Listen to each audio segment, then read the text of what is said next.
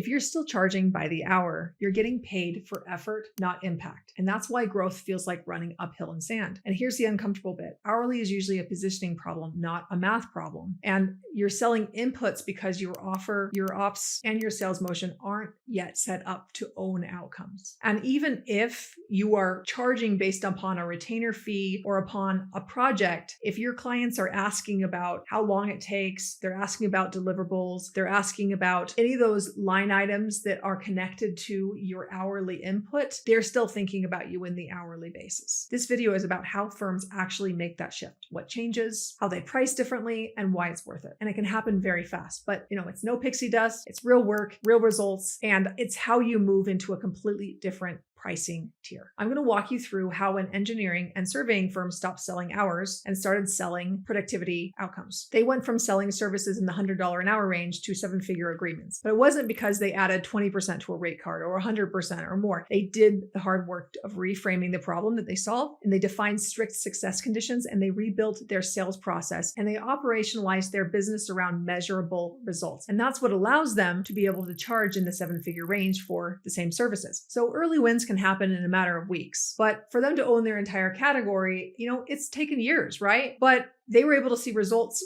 quite quickly as they were starting to build this out in their business. So here's what happens when you stay in this hourly trap, like Jeff was before he walked through this process. You add more projects, you work more hours, you hire more people, and profit compresses. Every new client adds complexity, not capacity. And in Jeff's case, actually what happened is that as they were growing, they hit this capacity point where the only way they could grow is to hire more people, which they didn't have the cash flow to be able to do because these were really difficult, specialized technical skills to hire for. They simply didn't have that yet. So what we did is we looked at how do we be able to generate more profit in this business model? How do we be able to get paid more for the same work that you're doing? And how do we be able to position this to a buyer that's willing to pay a lot more for that? So when we were able to get away from this hourly thinking, we were able to really build a much more sustainable business model. So here's the thing is that hourly creates tension with good clients. When you're thinking about charging based upon hours, you win by billing more, and they win when you do less. So you're treated like a cost to be contained, not a strategic investment. And breaking this isn't a price tweak. It's a business model change in your offer, your delivery, and your measurement. And when I say raise your prices, I don't mean tack 20% onto a timesheet. I mean redefine what buyers are paying for. When you sell the result, you're no longer compared to the cheapest pair of hands. You're measured against the size and certainty of the transformation. And that demands three things. One, a problem that the C-suite actually loses sleep over. Two,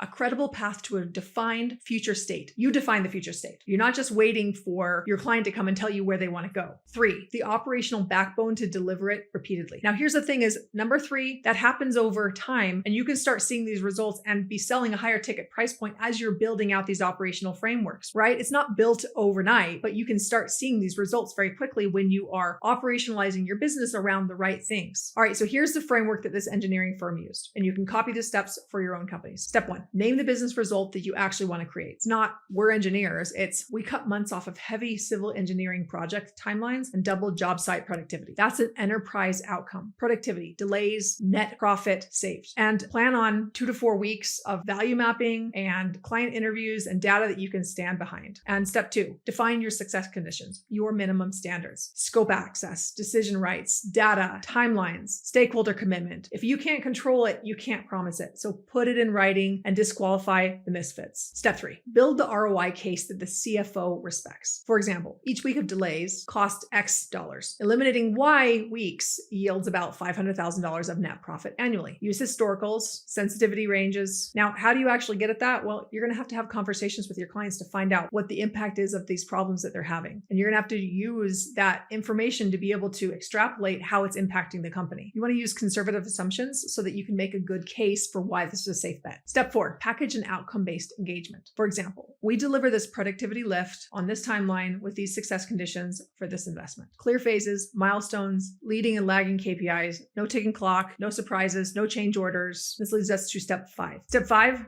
rebuild the sales motion. So pipeline by design. There's attract, nurture, close. Those are the three phases when you're selling B2B services. And you need to be looking at how are you going to build a good use case for this? Where are you going to be able to find the clients? And what partnerships are you going to be able to form? How can you work with existing leads that you have and nurture them into your sales process into a place where they're raising their hand and say, yes, I want to have this conversation? How are you building this compelling messaging within your sales process so that you can lead with outcomes instead of leading with tasks or deliverables? Step 6. Step 6 is to operationalize around outcomes, not just deliverables. So what you're going to be doing is you're going to be building strategic frameworks that are tied to a promised future state instead of just measuring to checking off the boxes and saying, here are your deliverables, right? That's the way that your team is used to doing things, but you need to help them and work backwards, start with the end result and the future state, and you're going to work backwards with the different milestones that you're going to be able to have them measure to. And when you empower them with that framework, that's what allows you to remove yourself from the day-to-day and actually have profit increase and everybody wins. And what you want to be doing is you want to be measuring to these milestones on a weekly basis. And it's really turning your team into results-driven strategists as opposed to just doers. And what we're doing here is we're training your team to be able to really lead your clients to results, and it builds authority with them and it gets everyone's incentives aligned. This is about shipping outcomes, not deliverables, and it trains your team to be thinking in this critical way of doing business. So here's how they went about it. They first tightened their pricing and their messaging, and the profit bump was in a matter of weeks. Then they stood up for the outcome, and then they started executing these outcome programs with the success conditions for their clients. And in a matter of months, they were rolling these out to the right counts. They were closing 7-figure deals because the ROI and delivery path were credible, and they had the team and process to back it up. And what this really took is for the CEO to go and find the right contacts,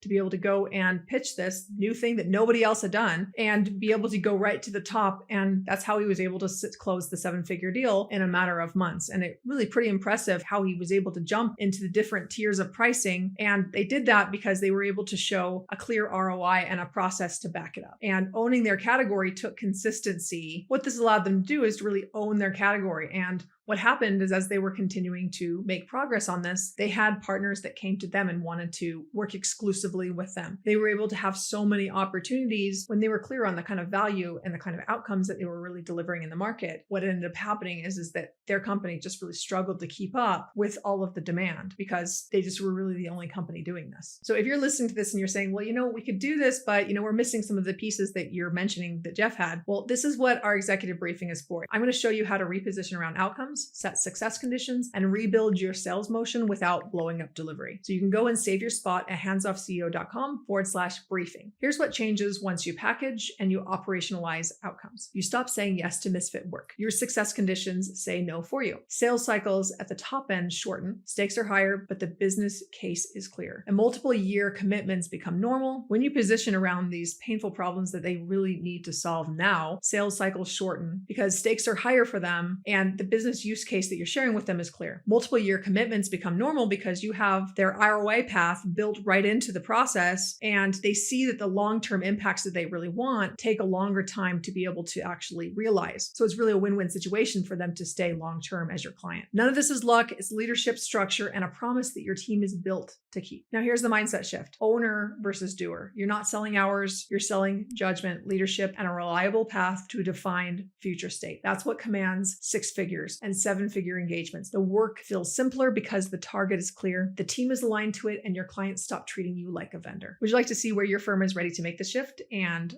where you'd break if you tried? Take the free Invisible Advantage scorecard. In just 5 minutes, you'll see your strongest leverage points and your biggest risks so you can raise prices responsibly. To be able to see the gap between now and your next level pricing tier, go to yourinvisibleadvantage.com. Now, final thought. The market doesn't reward effort. It rewards outcomes delivered on purpose. If you're done grinding for billable hours, build the offer, team, and systems that earn premium fees and get paid for the results that you lead.